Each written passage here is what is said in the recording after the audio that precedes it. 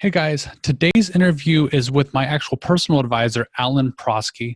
We met about 8 months ago, and in this interview, we are going to be diving deep into what his experiences were like through college, after college, now that he's a financial advisor. He actually stops and gives us some great financial advice and how he's helping others learn different ways to become better at managing their money.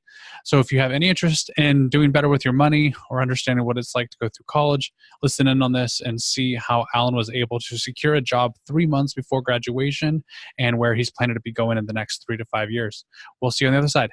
Okay, guys, I'm here with Allan, my personal financial advisor today, as we dig in to see what his life has been like after graduation so you can learn some great tips about what he's doing today to grow and become a bigger, better person after graduation. Hey, Allan, how's it going? It's going good, John. I appreciate you having me. Excited about this. So things are going well. Yeah, I was really happy that you volunteered to be on here. I mean, we've known each other now for about 8 months.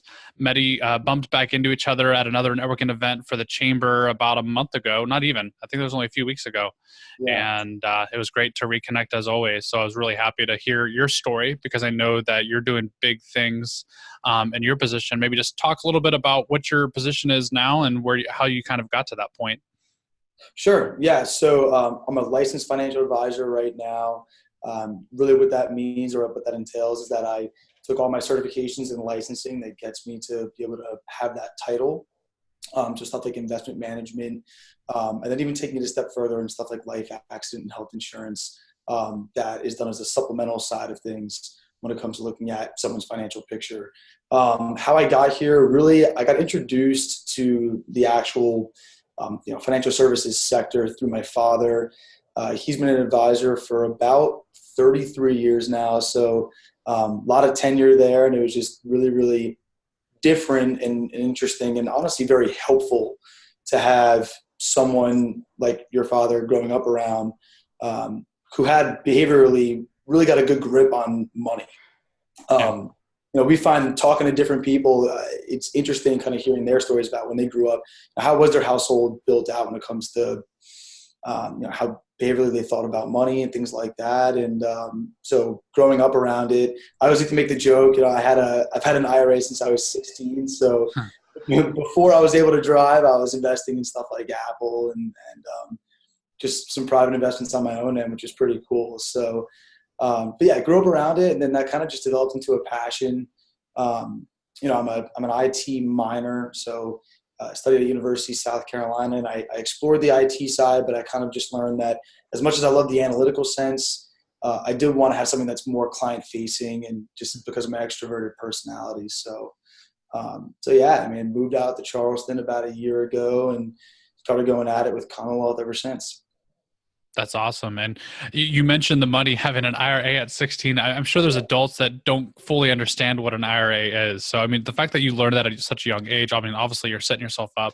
And the great thing is you're helping other people, start setting up their journey, which Yeah. we've had discussions in the past. We'll kind of go down the financial route a little bit here because I love talking to students about that. Yeah. You said you have people that come to you at any walk of life, and some of them have no idea what's going on. Some of them know a little bit what's going on, and what that they just need a little bit of a guidance on that. What are your favorite things to help people with, at any point in life? Well, that's a really good question. And everything really all stems back to just being able to educate. I get the most enjoyment out of that. But specifically, I think it's the debt management side. Um, Getting people invested and educating them on stuff around the investment side of things. I enjoy it. I know they like to learn about it, but from a certain sense, it gets almost too analytical, where sometimes it's just a little bit of overload and it's hard to understand. And it takes time to actually learn it and understand it. But debt repayments, be able to kind of show them using certain strategies, we can actually cut back the amount of time that it would take to pay off or have something like a monthly payment, stuff like student loans, mortgages. Credit card debt's a huge one now just because the rates on those cards are super, super high. We're talking in the low 20s to mid 20% annually that those rates are for credit cards. And so being able to provide something and show it visually, through whether it be charts or I use Excel a ton, it makes it more tangible. And I think it allows people to almost breathe and say, okay, even though I might be paying this amount month to month, it's going to be paid off by this amount of time. And it gives peace of mind, which, that's great to kind of secondhand, being from a secondhand standpoint, be able to feel that. Yeah, and I think with the debt management too, it's something you can actually control. With the investment, it's great because I hope that it makes you money and you just kind of put it there, but there's not a whole lot of interaction. And with that debt repayment, like you said, you can realize like, well, if I cut out Starbucks, once a week, all of a sudden you can put that money towards something, and that's how much quicker you can pay it down. So you have a lot more control of how quickly you can pay that debt off. And it's something you can deal with on a day-to-day, month-to-month basis compared to investing that you have to put in and watch your investment grow little by little over the next month or year. Yeah, I think that's a really good point, especially because investing, it's always for the long term, right? I mean, we like to look at 10 years is the best time frame to look at. With 10 years, it's the longer the time period, the more confident we can get in kind of developing a predictable outcome. But 10 years is a long time. People really aren't, that's hard for someone to think of something that's not going to be significantly different except for over a 10-year period. And so to be able to, I like always passing along budgeting spreadsheets, looking at cash flow. And I found that that's super helpful for people to be able to look at everything itemized out and say, you know what, maybe there are some things on here that I can really cut out and save some money on and put it towards paying down my debt to make me feel like I have a little bit more breathing room. And I think we're so used to an instant gratification world, right? Where I can click a button on Amazon and something's at my door 1 day or 2 days later. So yeah, the 10-year wait, it seems so long. But the great thing with, again, debt management is you can make an adjustment today and then have an extra $100 left at the end of the month to put towards something, which I really like.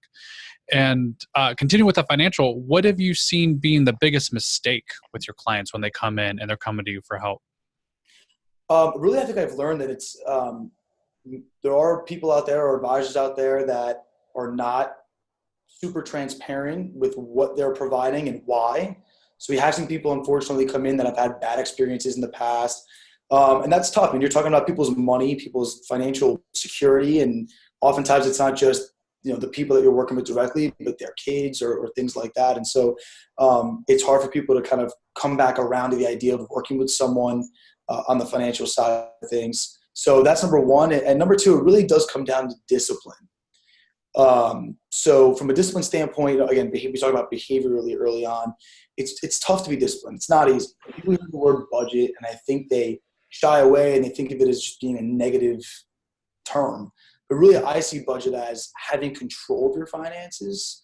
And I feel once you have control of things, ultimately it could be less stress and to know that even if you are maybe you have a guilty pleasure, let's just say shopping or whatever it may be, if you know you're taking care and checking the boxes of the other items, and paying yourself first through making sure you're being diligent with stuff like contributing to retirement accounts through work or anything outside of that, or getting all that stuff squared away, then I think that it should be okay to spend some money on your guilty pleasures, but it's more about doing it in a calculated way and not just based off of feeling. I like basing things off the numbers.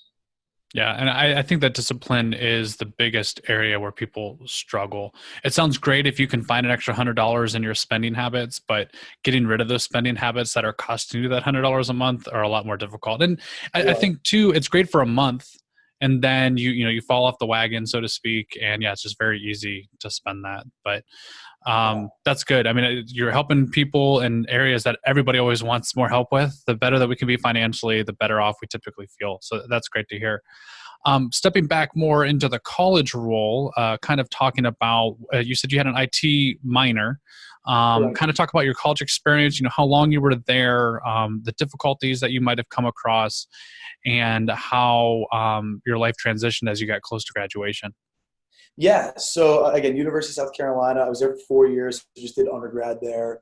The hardest thing for sure, I can say it with confidence, is that you really get let off the leash. I mean, the freedom is wide open.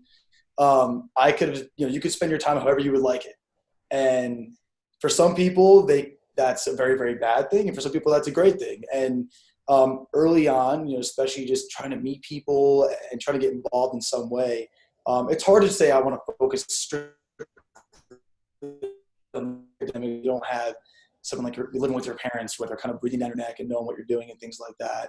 I had parents that were very on top of what I was doing academically, and not in a negative way. I mean, I'm thankful for it because I think it ended up transitioning into the college career pretty well. Mhm. Getting that first introduction to being able to say, hey, like I'm here and I have free range to spend my time however I would like. It could be dangerous in some situations. Definitely. I mean, especially depending on what lifestyle you grew up in. My parents were pretty lax in high school, which was nice. So I kind of learned to manage my own freedom, so to speak. But there's some students that, I mean, they have a very strict relationship with their parents. And when they get let free, like bad things happen. Yeah. And I think that freedom teaches you a lot of things. Like you said, when you now don't have a 6 hour block every day with classes and you have three 1.5 hour blocks with, 2 hours in between, it's very Right. easily to get distracted and, maybe just not go to class either because you don't Right. have, they don't call your parents when you don't show up. You're Right. paying them to go. So it's very easy to miss classes and fall behind very quickly.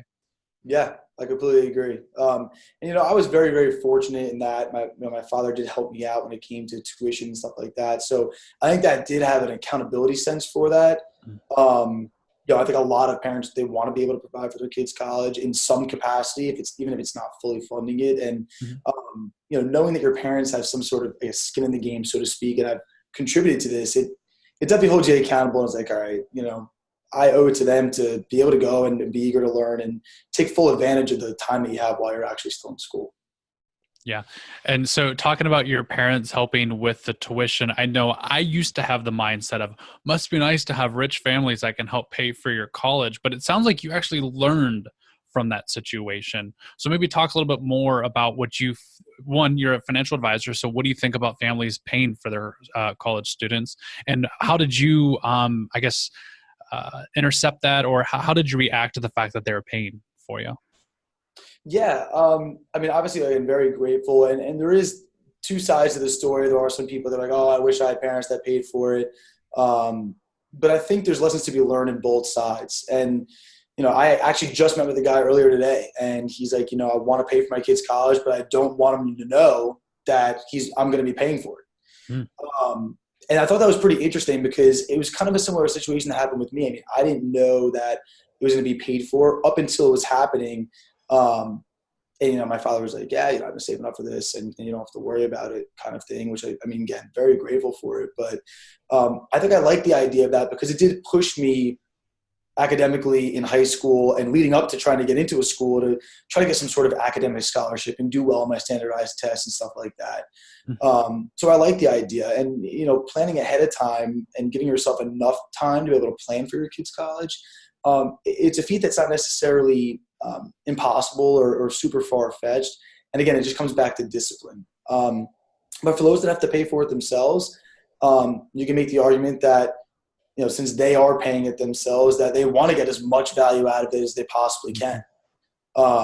And so I know a lot of people, personal friends that have had to pay for it fully on their own. And now they get out and they have this student loan debt and they're working on paying it down. But there are a lot of parents that just think that, I want my children to be able to pay for it on their own. Or a lot of times you hear I did it, so they should do it. Yeah. Yeah. Um, That's the common answer, right? Like I did it. right, Why right. shouldn't they have to? But I paid for mine too. But I feel like if I can get in a place that I can help pay for my son's college and gosh, it'll be 9 years from now. Uh, Yeah, to me, that's a huge gift. And it also shows that I had the discipline, like you mentioned, to be able to save up for them. So it takes a lot of hard work, and he'll learn from it. Trust me, he will know every yeah. penny that's being spent and it'll be a learning opportunity. It won't just be like, have fun in college. I got this covered. Right, right. It's a really good point. Yeah, I like that. So, as you graduated, I don't know if we've actually talked about this or not. So, as you're graduating college, did you already have a position set up for your current company now? Yes. So that's a great question. And going into my senior year, I was applying for jobs in August. So I was actually looking for a position in going right into my senior year. I remember, like, right as I started up, I started sending out applications and stuff. And fortunate that our school actually had a platform. USC has a platform specifically to connect you to employers. Hmm. So that's where technology has been somewhat kind to us, is to be able to kind of hop on and fill out an application and send over a resume electronically. It was fairly easy and pretty time efficient. So Yeah. I got started super early, and I had this position at this specific firm locked down in February. Mm. So it felt good to be able to, I had a few months to be able to breathe Yeah. to get to graduation. So. And when you say lockdown, so you weren't working for them in February, you just knew that the position was waiting for you at the end? Correct. Yeah. Okay. So I was actually working for a financial advisor while I was still in school. I worked for a year leading right up to when I graduated for him, which was a great experience. It was a great way to get the exposure of the day-to-day of a financial advisor. And that experience taught me a lot. But ultimately, I had to think about, especially for a career like this, where do I want to be long-term? Mm. Because when it comes to building a book of business or servicing clients, you want to be able to be present. And so I wanted to find a place that I could see myself staying for a long time and really digging my heels deep in. And it just ended up to be Charleston. I'm a sucker for the beach, so Yeah. it worked Yeah. out well. You and me both. It's a great place to grow up, which I definitely, I mean, the beach every weekend, if not every other weekend, and that's good. Yeah. And so you said at the beginning, so basically October, November is when you started applying, and then you finally got the job offer, I guess, in February to start in May. What do you remember about how many places you applied? What was the typical interactions? I mean, to them, it's like, well, if you can't start till May, did they even bother to reply to you or spend time with you?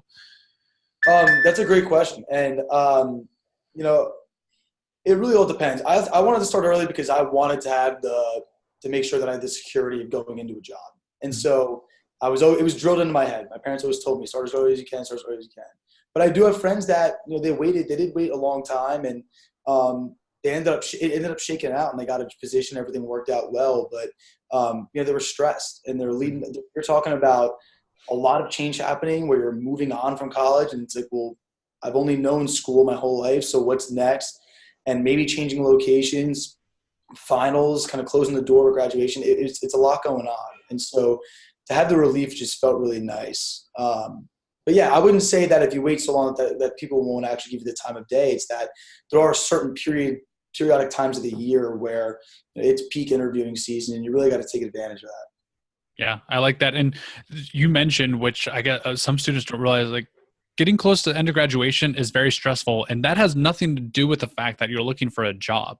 I mean, you're Mm-hmm. potentially going out to get your own apartment, to figure out a whole new life outside of college. Like you said, no school schedule. It's just 100% on your own. And obviously you want some form of a job, so that adds stress. But I'm sure you walked across the stage in May, like very calm. I mean, it was definitely a celebration versus a small stone or a stepping stone where, more stress is going to come afterwards. Yeah, 100%, completely agree. I like that. Yeah. So, what is something you learned along the way, whether it be in college or or after college? I mean, what are some big things that you've probably learned over let's say, the last 5 years? Yeah. Biggest thing I would say that I could say I learned from college and take away from it is probably actually the ability to be open-minded and actually branch out outside of your comfort zone. I think going into college, I was that kind of guy where I was like, I only want to surround myself with people who are like me that I can relate to.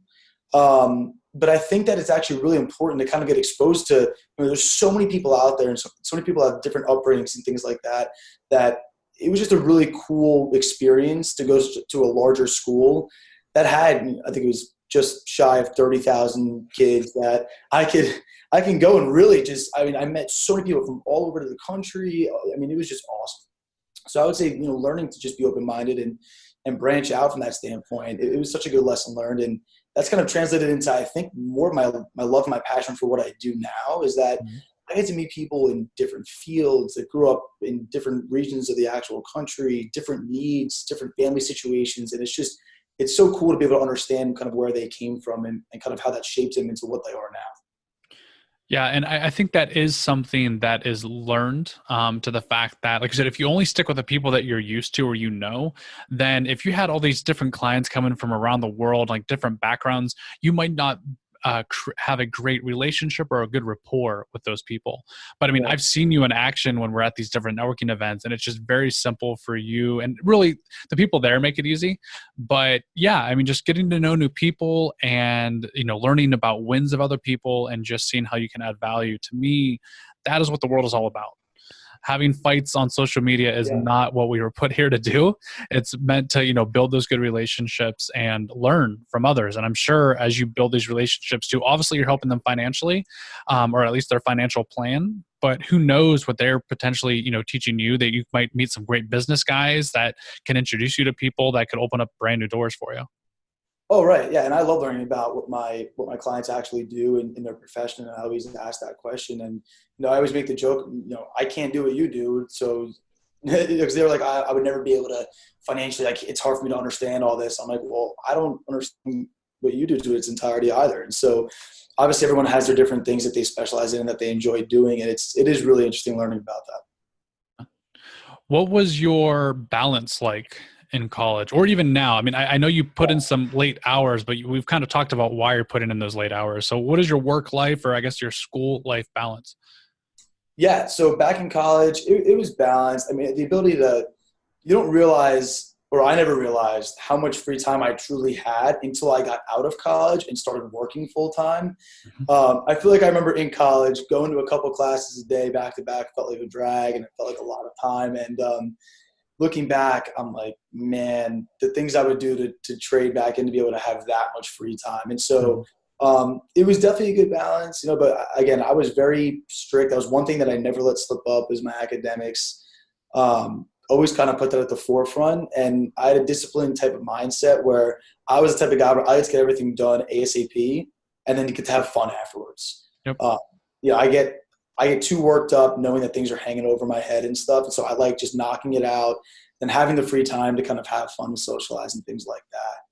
But yeah, working, it's been a little different. It's just been I mean, my Monday through Friday is pretty much just work. But I think I've learned, early on when I first started, right, eager to go and start making it happen. And you don't want to get lost in what you're actually doing and why you're doing it.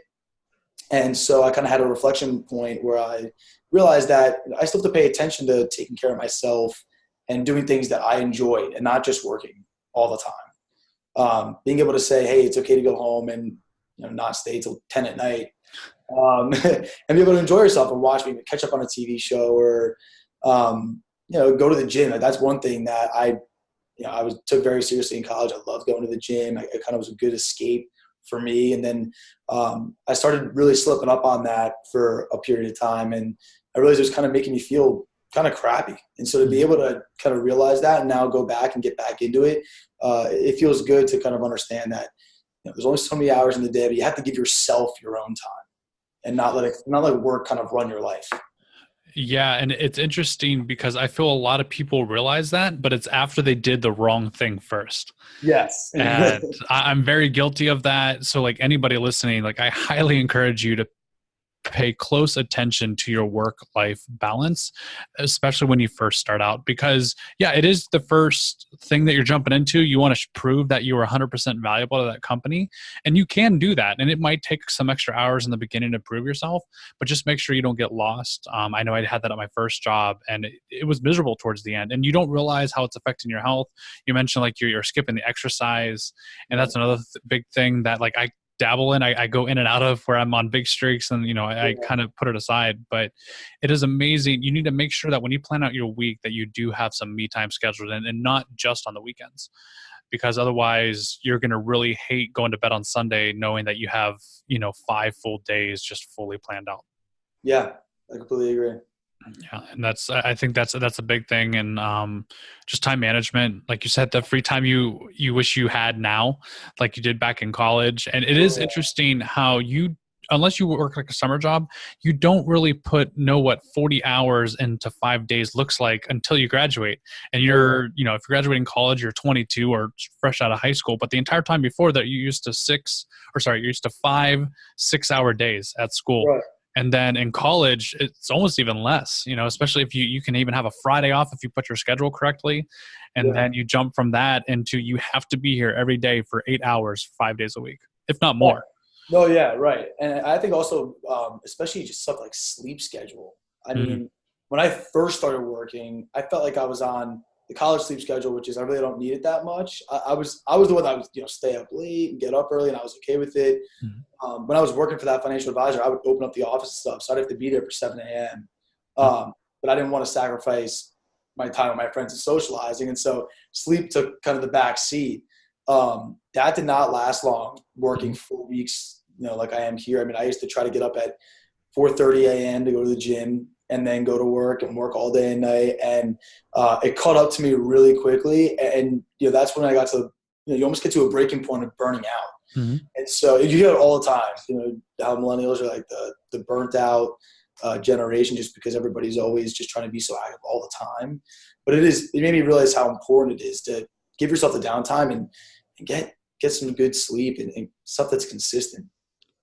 Yeah, and to me, when you have that lack of sleep too, you're not helping yourself. You're miserable. You can't be productive when Yeah. you're exhausted at work. So then, if the company's paying attention, they start being like, what's going on with Allan? He has not been showing up his full self lately, and you're killing yourself and not really even showing value. To me, those are two things you do not want to do. So I think sleep is an important thing. There's so many different studies out on there, that the more sleep you get, the longer you'll live, the healthier you'll be, the happier you'll be. Like there's so many things backing it.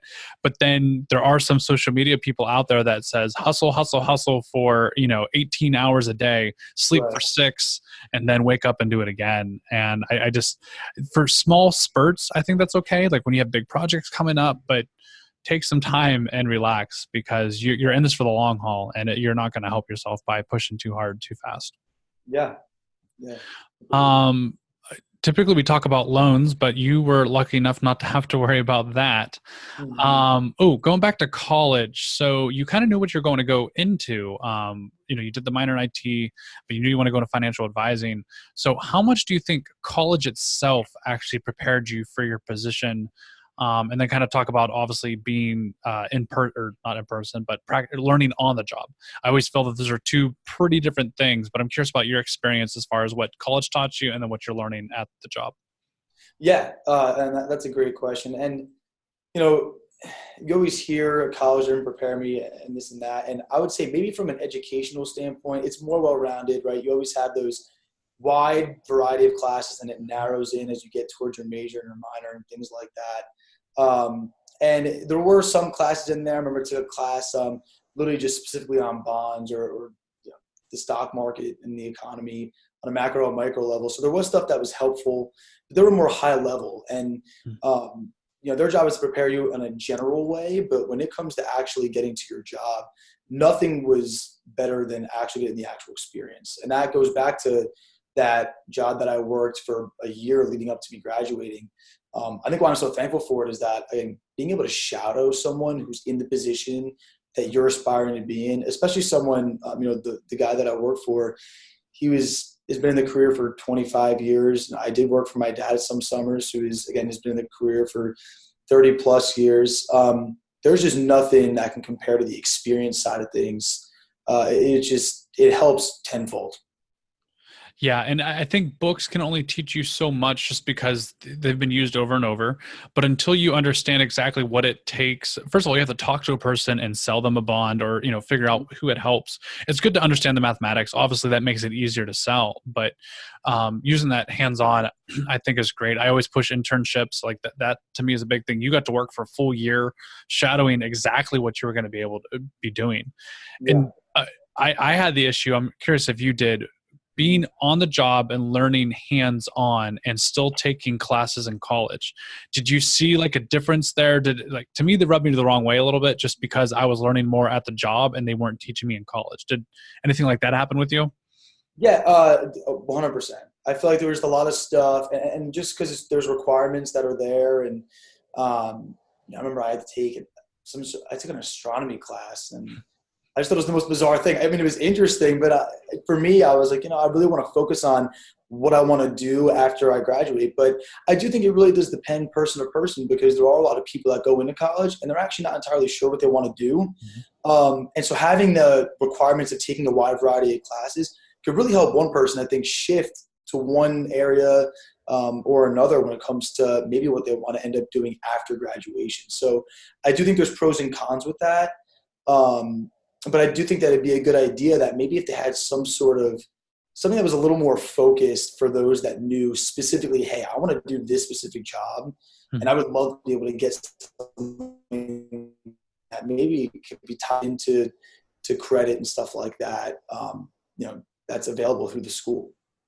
Yeah, that would be nice. And I think that they teach you a lot of information, but they teach you, 5 to maybe 15% deep on the practicality of it. So, Yeah. but the good thing was, I mean, you at least understood what you're talking about. So when you show up, it's not like I've never heard of this before, which was good.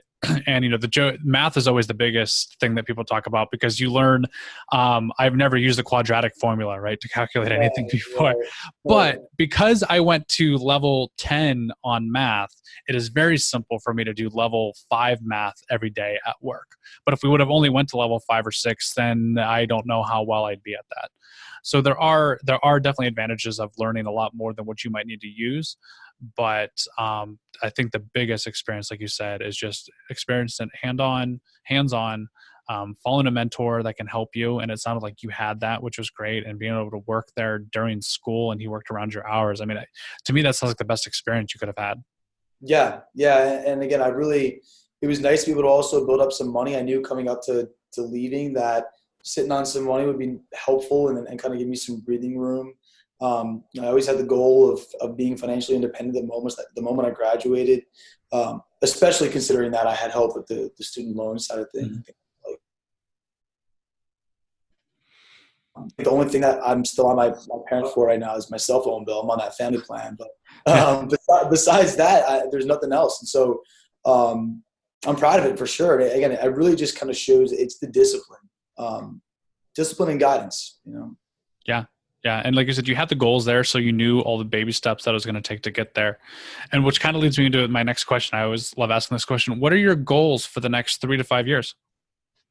Man, that's always a loaded question because the double-edged sword I think with my industry is that as much as you put in, you can get out of it, which is a great thing. But that kind of led to me with the overworking and stuff like that. And I have high aspirations. I mean, right now, what I've been really, really hammering in is doing educational sessions for employees in the workplace, working on a couple things with some nonprofits, which could be great. And also maybe doing some stuff with some MBA programs for local colleges in the area. So kind of deepening, or I guess expanding my impact that I can have on people by really focusing on getting in front of groups. One-off is great and it's great to help people on an individual basis, but I think to be able to just put the professor hat on and go in and educate, that provides a ton of value, and they don't have to worry about someone coming in and selling or something like that. And I'm here solely to educate. And I think that just provides so much value for those, because I always tell people, if it wasn't for actually having interest in this industry and wanting to learn it and actually be an advisor, I'd probably only know 5 to 10% of the stuff that I know now. I mean, there's so much stuff out there. And so to have someone to come alongside you and just educate you, that stuff is just, it's great. Yeah, that's great. And again, you're making an impact in a world where people need the most help. I mean, financially, U.S. is in huge amounts of debt, and people are just always struggling to get out paycheck to paycheck. So it's great that you're able to help people out with that. And I think your passion shows, right? I mean, plenty of people go and get a job and they clock in every day, clock out, and don't really grow a whole lot. But I mean, you're putting in extra hours. I'm sure you're researching on your own time, or just trying to dig deeper and not just show up and do the minimum amount of work. Yeah, definitely. I appreciate that. It's passion stuff there. It just kind of happened over time. Again, it kind of just grew. So, yeah. What would you think your biggest success? Like, what was your biggest success in college, or like what success has brought you to your point where you are now? Man, I mean, I really want to put a lot of it on my upbringing and such, but I think it's just behaviorally having the discipline. I mean, biggest success, passing the test, the licensing test that it takes to be able to become an advisor, they're really not easy. There are a lot of people that fail and they end up just dropping out of the career after they fail, or better yet, there actually are firms that if you fail once, they cut you loose. And so, so there's a little bit of pressure there. And so to be able to pass on the first try, I felt really proud of that. And I just kind of got the ball rolling with being able to absorb all the knowledge and stuff. And I would say reading books. So I do think that books, they still have their value. Again, experience is one thing, but having the ability to also get books that maybe as outside of what you're doing in the day-to-day, is really interesting to kind of leverage. And I remember when I first started, I read, a book a month for 6 months, and it was really interesting to be able to learn a lot more just outside the job, let alone with the job. So being able to just kind of want to be a sponge and absorb as much as you possibly can to try to put it to use in your day to day. I think that just, kind of increase the knowledge from that standpoint. Yeah, and I think the other part of that too, I used to hate reading, but it was because I was doing forced reading in school. Right. So you said, what was it, a book a week? A book a month. Book a So month, okay, yeah, which is still, yeah, an achievement, but it was because you were passionate about it, right? It was probably very easy to read. The hardest thing for you was probably just finding the time versus finding the motivation to read. So I think that's a big help. And I encourage people all the time is like, there are so many people out there that have been through many different things, and they just pour all that information that they've learned over 10, 20, 30 years, either into a book, a podcast, some form of, digital course or audio, and just go out there and find it. And I mean, it's very easy to listen to, and you can learn so much from it. And that's where I get a lot of my information from. And I've been able to grow from it versus just trying to figure it out on your own, because nobody likes to do that. Yeah, right. And it's totally true. Forced reading is never as fun. I mean, to be able to have some free time to be able to learn up on whatever you'd like, it's important. It's important to want to continue your education past, college, and be able to kind of do it on your own terms and whatever topic or whatever you'd like. So, like personally, I'm currently studying for my CFP to become a certified financial planner. So just one of those designations that'll kind of take it to the next level. And you have to go through an academic course that usually takes a little over a year, and then take a massive test again. And so I like the idea of kind of pushing the boundaries of learning more. And in this case, it's something that's specific to what I'm currently doing. Yeah, and it all helps out. I mean, like I said, it helps with the vision that you have of the future. I mean, obviously, there's a pay increase that comes with that, but you also know that you can make a bigger impact, and that goes directly to your bigger impact. Is once you get that CFP at the end of your name, like how many more people you're going to be able to help with that. So that's great. As we wrap this up, one of my other favorite questions to ask everybody on the show is, what is one thing that you would tell it would be a sophomore or junior in college? So they're kind of getting ready to go. They're coming up on their second half of their college career, and they see a whole, who knows, world in front of them. What advice would you give to a sophomore or junior in college?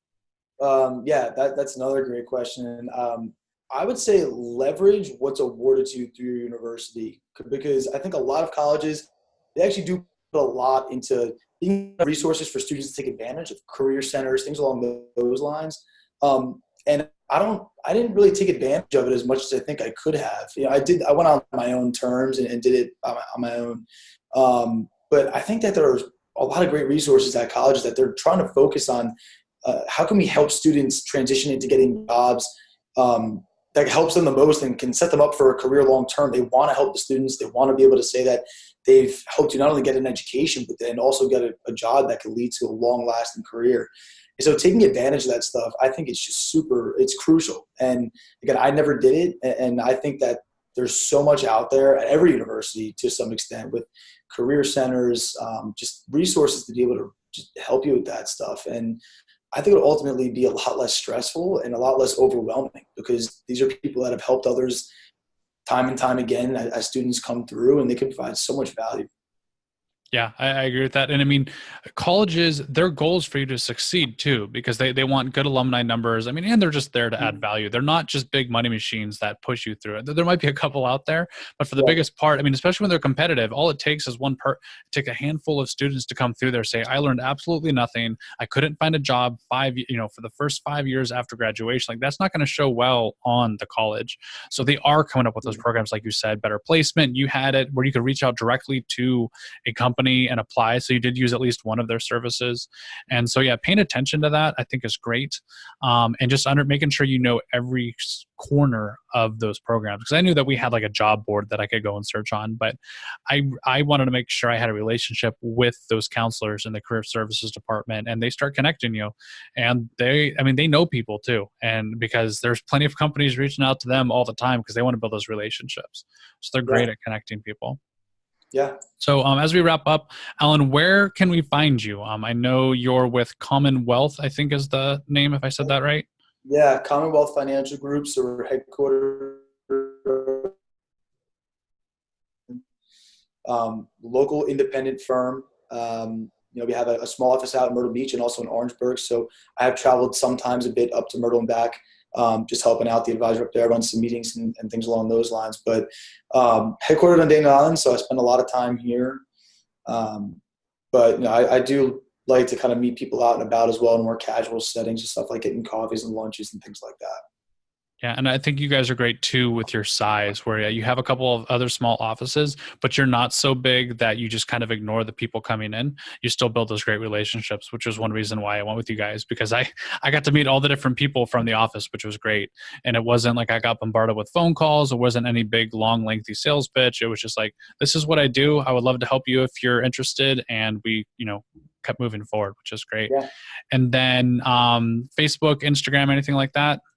Yeah. I have a Facebook page, personal page, and then also a page that I run specifically just for me as a financial advisor, where I'm typically posting usually once a week, just helpful articles, things that are more up to date, stuff along the lines of taxes, Social Security, investing, stuff like compound interest, is probably something that you've heard of. And so just a lot of different helpful tips and articles that I like to kind of post on a weekly basis. And LinkedIn as well. I use LinkedIn a lot. And it's been a great way to leverage to meet new people and to get in front of some people that maybe I wouldn't have if I didn't have that network built out. I think it's one of the best professional networks to actually leverage, and so I use it a lot. Yeah, and I think the best way to explain what you do is you're not building a client list; you're building relationships with lifetime customers, which I think is great. So, Allan Proske, I'll put everything on the YouTube channel wherever I post this, so you guys can find him. If they just search for you like that Facebook page, how do they find that Facebook page that has all the awesome financial tips?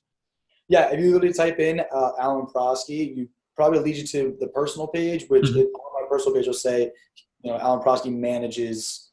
Allan Yeah, Proske that, and manages. then go to that page for all the Yeah, personal information or the financial information. That's awesome. But yeah. hey, Allan, I really appreciate you hanging out with me today. I think we covered a lot. You've obviously been doing great, and you're just starting. Can't wait to see what conversations we'll be having a year from now or 5 years from now. But I hope everybody listening learned quite a lot, and go check out Allan. He's obviously got those great financial tips. He's reaching out to local companies here, just coming in to give you some free, awesome advice on financial services. So check out everything and let us know what you think. Talk to you guys soon.